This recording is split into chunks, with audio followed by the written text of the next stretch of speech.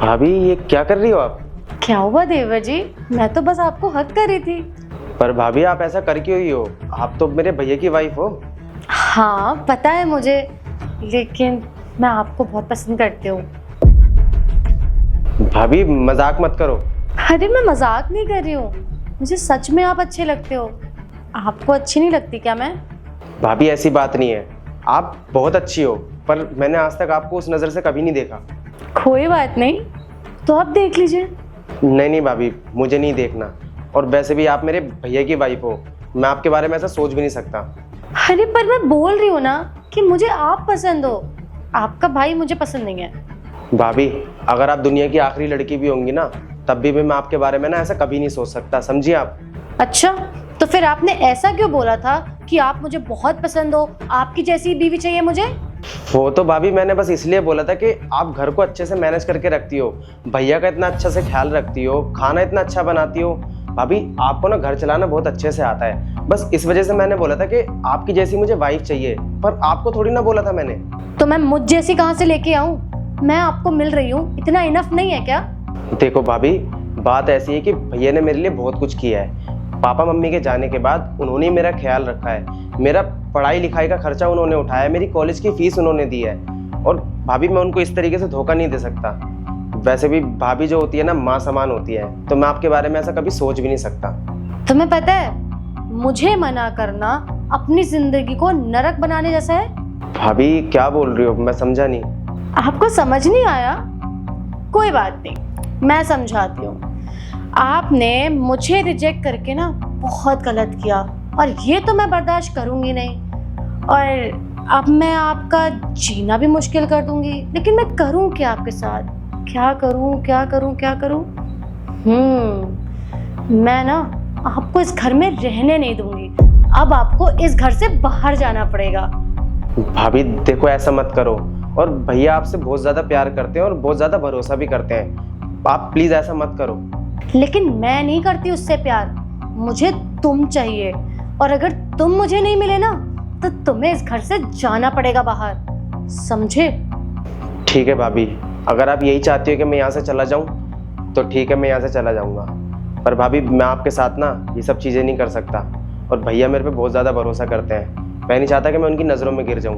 उनकी नज़रों में गिरने की बजाय अगर मैं उनकी नज़रों से हमेशा के लिए दूर हो जाऊँ ना, तो वही ठीक है, मैं यहाँ से चला जाऊँगा।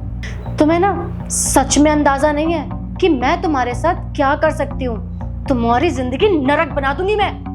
देखो भाभी, आपको जो करना हो ना वो कर लो, पर आप जैसा चाहती हो ना मैं वो चीज़ नहीं कर सकता। तो आप मेरी बात को समझो, मैं आपके साथ ऐसा कुछ भी नहीं करूँगा। ठीक है, आने दो शाम को तुम्हारे भैया को, फिर बताती हूँ कि मैं क्या करूंगी तुम्हारे साथ।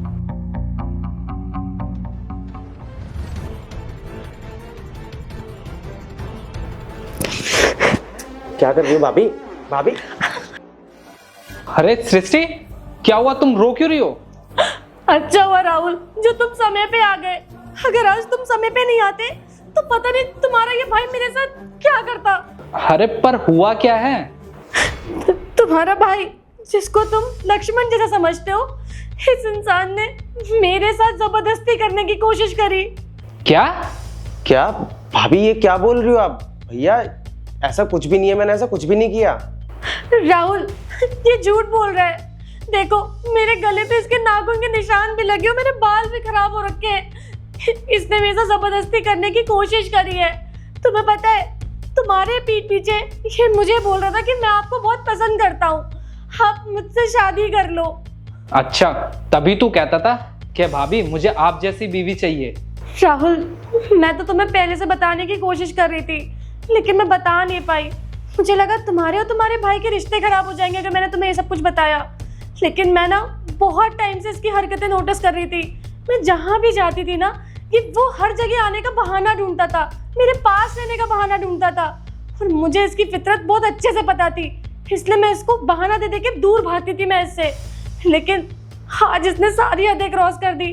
आज इसने तुम्हारी बीवी के साथ जबरदस्ती करने की कोशिश करी है।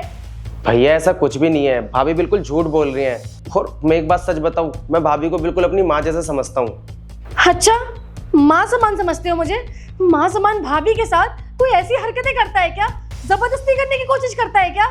राहुल, ये तुम्हारा भाई नहीं होता ना तो आज मैं इसको पुलिस के हवाले कर देती, लेकिन तुम्हारा भाई है इसलिए मैं इसे कुछ नहीं कह रही हूँ।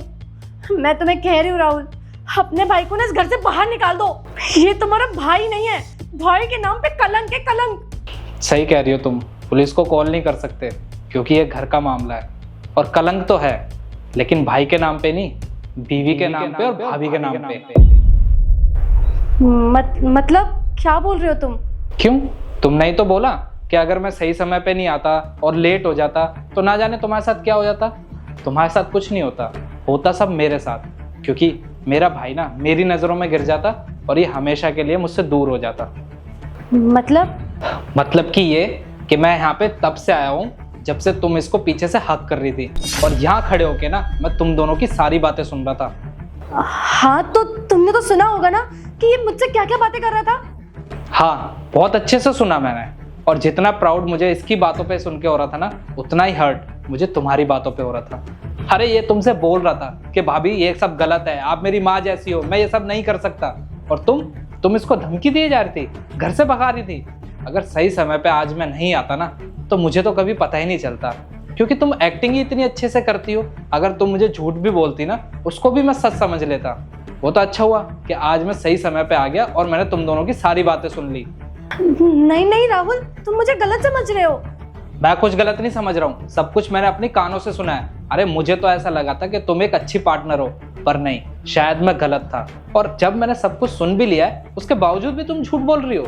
नहीं राहुल, मैं तो बस इसके इंटेंशन चेक कर रही थी। वो तुम तो चले जाते हो ना घर से बाहर काम के लिए, तो मैं बस ये देख रही थी कि मैं इनके साथ सेफ हूँ कि नहीं, बस इसीलिए टेस्ट ले रही थी। अच्छा, अगर तुम इसका इंटेंशन ही चेक कर रही थी तो तुमने ये ड्रामा खत्म क्यों नहीं किया और तुम इसको घर से बाहर क्यों निकाल रही थी फिर?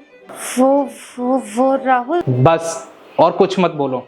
और तुम्हारा सच मेरे सामने आ गया है और ये सच जानने के बाद ना अब मैं तुम्हारे साथ नहीं रह सकता। नहीं राहुल, प्लीज ऐसा मत करो। भैया आप भाभी को घर से बाहर मत निकालो। मैं जानता हूँ कि इनसे गलती हुई है, पर इनकी पहली और आखिरी गलती समझ के माफ़ कर दो। अगर ऐसी कोई बात है ना तो मैं इस घर से चला जाता हूँ। आप प्लीज़ भाभी को मत निकालो, इनकी गलती को माफ़ कर दो। पहली गलती? अरे ये इसकी पहली गलती नहीं है। इसको मैंने बहुत पहले भी चैट करते हुए पकड़ा था, तब भी इसने ये बोला था कि आज के बाद नहीं करूँगी। अरे जब बाहर नहीं करा तो अब घर में करने लगी। मैं ना तुझ जैसी औरत पे भरोसा भी नहीं कर सकता और ना ही तेरे साथ रह सकता, समझी? देखो राहुल, प्लीज ऐसा मत करो मेरे साथ, प्लीज राहुल। अब चुपचाप से ना अंदर जाओ और अपना सामान पैक करो और निकलो इस घर से, समझी? बोला ना, निकलो यहाँ से।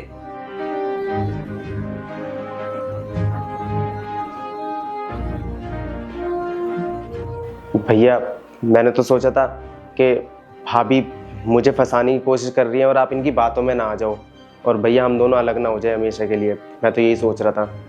ऊपर वाला ना कभी गलत नहीं करेगा और मुझे प्राउड फील हो रहा है कि तू मेरा भाई है।